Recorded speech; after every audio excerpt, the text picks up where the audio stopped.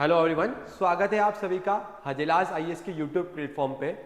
जो आप इमेज देख पा रहे होंगे दैट इज अपाचे हेलीकॉप्टर। तो जो इंडियन गवर्नमेंट है उसने यूएसए से अपाचे हेलीकॉप्टर के लास्ट सेट्स जो थे वो अब इंपोर्ट कर लिए। तो ये आप देख पा रहे हैं अपाचे हेलीकॉप्टर, अब ये इंडियन एयरफोर्स का पार्ट बन चुका है। हुआ क्या था, ईयर 2020 के अंदर अमेरिका और इंडिया के बीच एक डील हुई जिसके अंतर्गत 6 अपाचे हेलीकॉप्टर्स इंडिया को मिलने वाले थे। फिर 2023 के अंदर हमने इस डील को और एक्सटेंड करा। नाउ 12 हेलीकॉप्टर्स इंडिया को डिलीवर करेगा यूएसए। ठीक है, तो ये अपाचे, इस हेलीकॉप्टर का खास बात ये, इसको कहते हैं टैंक किलर हेलीकॉप्टर। इसकी जो सबसे अच्छी स्पेशलिटी है कि ये जो एंटी टैंक कैपेबिलिटीज है, मतलब ये टैंक को उड़ाने में बड़ा कारगर साबित होता है। ठीक है, डिफेंस में डील हुई थी ईयर 2020 के अंदर। किसके रिगार्डिंग डील हुई थी? ये अपाचे हेलीकॉप्टर के रिगार्डिंग। इंडिया ने उस टाइम बात किया था कि हम 6 अपाचे हेलीकॉप्टर्स लेंगे, बट 2023 के अंदर हमने क्या करा, इस 6+6 करके टोटल 12 हेलीकॉप्टर की बात करिए। ये आप इमेज देख सकते हैं, 2020 की ये इमेज है जहां अपाचे हेलीकॉप्टर की डील की बात की थी। अभी दिसंबर में 2 दिन पहले इसके जो फाइनल सेट थे, लास्ट 2 हेलीकॉप्टर बचे थे अपाचे हेलीकॉप्टर के, वो हमको अब मिल चुके हैं। अब वो इंडियन एयरफोर्स का पार्ट है।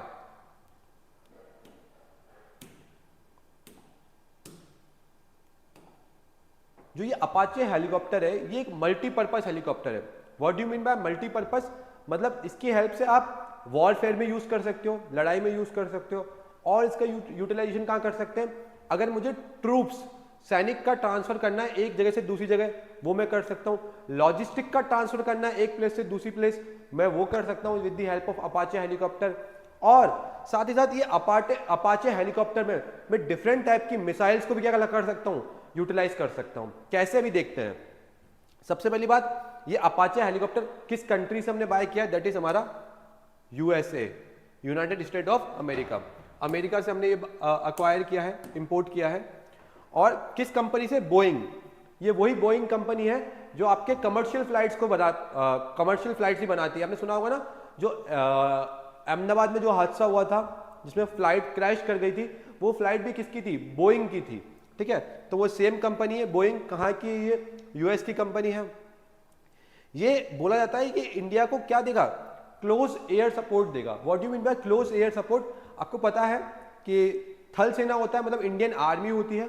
इंडियन आर्मी को अगर एयरफोर्स की हेल्प लेनी है, तो जो सबसे बॉटम लेवल पे एयरफोर्स से कोई हेल्प कर सकता है तो वो है अपाचे हेलीकॉप्टर। बॉटम लेवल मतलब कैसे? ये बहुत इजीली क्या कर सकता है? मैन्यूवर कर सकता है, नीचे ऊपर जा सकता है। ये बिल्कुल बॉटम तक जाके जो दुश्मन के टैंक्स होते हैं, दुश्मन के ट्रूप्स होते हैं, सैनिक्स होते हैं, उनको क्या कर सकता है? नेस्तनाबूद कर सकता है। ठीक है, ये एंटी टैंक वॉरफेयर में सबसे ज्यादा कारगर है।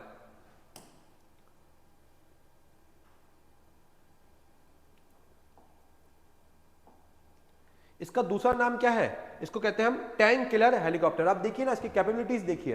ये बिल्कुल जिस एरिया से निकलता है उस एरिया को नेस्तनाबूद कर देता है। इंडियन आर्मी का बेस्ट फ्रेंड माना जाता है कौन? हमारा अपाचे हेलीकॉप्टर। पर हमने कहां से बाय किया है? यूएस से बाय किया है। इसके साथ आपने देखा होगा, इसके साथ हमने 30 mm का चेन गन भी अटैच कर रखा है। देखिए, ये आप देख रहे हैं, जिसमें एट अ टाइम हम 200 से ज्यादा फायर्स कर सकते हैं। एट अ टाइम ये 200 से ज्यादा ट्रूप्स को हैंडल कर सकता है। आप देखिए, चेन गन बिल्कुल घूमती रहती है, बहुत फास्ट स्पीड से ये गन चलती है। ठीक है, वो भी इसमें कहां लगी होती है? हमारे अपाचे हेलीकॉप्टर में लगी होती है। ये हेलीकॉप्टर मिसाइल से लैस होता है। इसमें न्यूमरस नंबर ऑफ मिसाइल्स होती है इस हेलीकॉप्टर के अंदर। और क्या होता है, यहां पे एक टर्म लिखा हुआ है एयर टू एयर मिसाइल। आपने एक मिसाइल का नाम सुना होगा इंडिया में जिसका नाम है अस्त्र मिसाइल। अस्त्र बच्चों हमारी क्या होती है? एक एयर टू एयर मिसाइल होती है। इंडिया के पास आपने सुना होगा सरफेस टू सरफेस मिसाइल है, सरफेस टू एयर मिसाइल है। एक मिसाइल होती है एयर टू एयर, मतलब हमने छोड़ी भी एयर पे और दुश्मन भी कहाँ है? एयर पे ही है। मतलब मैं हेलीकॉप्टर चला रहा हूं और मार भी किसको रहा हूं? हेलीकॉप्टर को मार रहा हूं। या मैं चला किससे रहा हूं? फाइटर एयरक्राफ्ट चला रहा हूं और मार भी किसको रहा हूं? फाइटर एयरक्राफ्ट को। सोर्स और डेस्टिनेशन दोनों क्या है? एयर है। तो ये हमारे पास सिर्फ एक ही ऐसी मिसाइल है, दैट इज अस्त्र मिसाइल, जो क्या है, एयर टू एयर हमको देती है, कॉम्बैट कैपेसिटी देती है, हमारे युद्ध में काम आती है। तो इजीली ये अस्त्र मिसाइल के साथ क्या कर सकता है, कोलैबोरेट कर सकता है और दुश्मन के लिए काफी घातक हो सकता है। मेनली जो हमने ये अपाचे हेलीकॉप्टर लिया था, ये हमने जैसलमेर, बाड़मेर वाले एरियाज के लिए लिया था, जहां पे डेजर्ट्स बहुत ज्यादा है। उन एरिया के लिए हमने इसको क्या करा था, भारतीय वायुसेना में शामिल किया था। अपाचे तो हमने यूएस से बाय किया है। क्या हमारे पास कोई एक इंडियन एयरक्राफ्ट भी है ऐसा? बिल्कुल है। एक एयरक्राफ्ट का आपने नाम सुना होगा, सॉरी एक हेलीकॉप्टर का आपने नाम सुना होगा, दैट इज हमारा प्रचंड, LCH प्रचंड, ठीक है, लाइट कमर्शियल हेलीकॉप्टर प्रचंड। ये क्या एक इंडिजिनस है, क्या है हमारा इंडिजिनस है।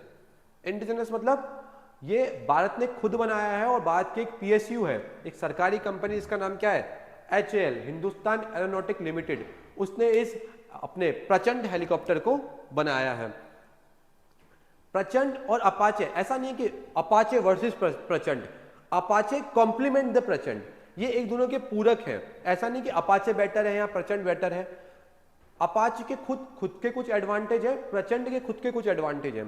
For example let's suppose Apache जो है वो डेजर्ट वाले एरिया के लिए है, वहीं प्रचंड वो एरिया जो हाई एल्टीट्यूड पे है, हाई हाइट पे है, लाइक लद्दाख वाला रीजन, लाइक हमारा जम्मू कश्मीर वाला रीजन जो काफी ऊंचाई पे है, लाइक हमारा अरुणाचल प्रदेश वाला रीजन, वहां पे हम डिप्लॉय करते हैं किसको, LH प्रचंड को। तो ये एक दूसरे के कॉम्प्लीमेंट है, ना कि अपाचे वर्सेस प्रचंड है।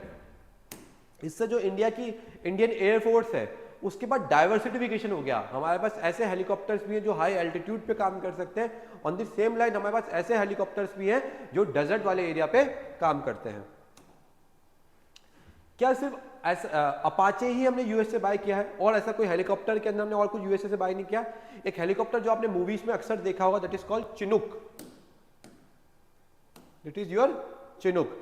चिनूक में आपने देखा होगा कि मूवीज के अंदर कमांडोज एक हेलीकॉप्टर से नीचे उतर रहे हैं, तो जो कमांडोज एक हेलीकॉप्टर से नीचे उतरते हैं उसका नाम क्या है, चिनूक हेलीकॉप्टर। तो कमांडोज जो होते हैं वो कहां से नीचे उतरते हैं, हमारे चिनूक हेलीकॉप्टर से। तो चिनूक का काम क्या होता है, ट्रूप्स को मोबिलाइज करना, ट्रूप्स को नीचे भेजना। इवन चिनूक हेलीकॉप्टर को हम कहां यूज करते हैं, डिजास्टर मैनेजमेंट में बड़ा यूज करते हैं। मान लो जैसे अभी श्रीलंका के अंदर साइक्लोन दितवा आया था, तो इंडिया ने क्या भेजा था, श्रीलंका के लिए सहायता भेजी थी, हमने मेडिसिन भेजी थी, हमने हमारे लॉजिस्टिक भेजे थे। कहां पे भेजे थे हमने, श्रीलंका के अंदर भेजे थे। तो हम किस हेलीकॉप्टर से भेजते हैं, चिनूक से। चिनूक की कैपेबिलिटी बहुत ज्यादा होती है, बहुत ज्यादा मात्रा में क्या करता है, रिसोर्स को एक प्लेस से दूसरी प्लेस डिस्प्लेस करता है, ठीक है। अब ये तो सब कुछ रोजी रोजी पिक्चर होगी, मतलब सब कुछ अच्छा ग्लोसी पिक्चर होगी, बट रियल में इंडिया को कुछ नुकसान हो रहा है क्या इन चीजों से? यस, नुकसान हो रहा है। इंडिया का जो इंपोर्ट बिल है वो कंटिन्यूसली क्या हो रहा है, बहुत ज्यादा बढ़ता जा रहा है। इंडिया का जो इंपोर्ट बिल है वो कंटिन्यूस इंक्रीज होता जा रहा है। और सेकेंडली क्या होता जा रहा है, अगर इंपोर्ट बिल इंक्रीज हो रहा है मतलब इंडिया का जो डॉलर है वो, इंडिया का जो रुपीज है वो क्या होता जा रहा है, डिवैल्यूएट होता जा रहा है, कम होता जा रहा है। डॉलर की वैल्यू ज्यादा बढ़ती जा रही है, रुपए कम होता जा रहा है। और क्या हो रहा है,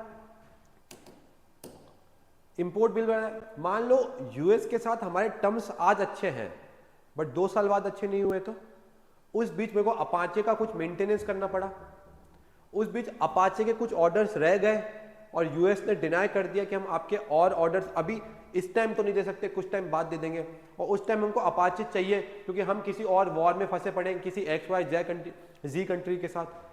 उस कंडीशन में क्या करेंगे, जब यूएस ने हमको सप्लाई करने से मना कर दिया या मेंटेनेंस देने से मना कर दिया, तो उस कंडीशन, वो कंडीशन हमारे लिए काफी प्रॉब्लमेटिक हो जाएगी। हम डिफेंस आइटम को इंपोर्ट करते हैं, ये हमारे को एक शॉर्ट टर्म बेनिफिट देता है बट ये लॉन्ग टर्म में हमको बेनिफिट नहीं करेगा। ये इंडिया पे फिस्कल बर्डन की तरह काम करता है, ठीक है, एक तरह का घाटे की तरह काम करता है। हमारा इंपोर्ट बढ़ता जा रहा है, एक्सपोर्ट कम होता जा रहा है, हमारी डॉलर की डिमांड बढ़ती जा रही है। इसका लॉन्ग टर्म जो बेनिफिट मेरे को देखने को मिलता है, दैट इज कि क्या बेनिफिट है लॉन्ग टर्म में इसका, और शॉर्ट टर्म में इसका कोई बेनिफिट नहीं है। लॉन्ग टर्म अगर मेरे को देखना है तो मुझे किसकी तरफ जाना पड़ेगा, आत्मनिर्भर भारत की तरफ जाना पड़ेगा।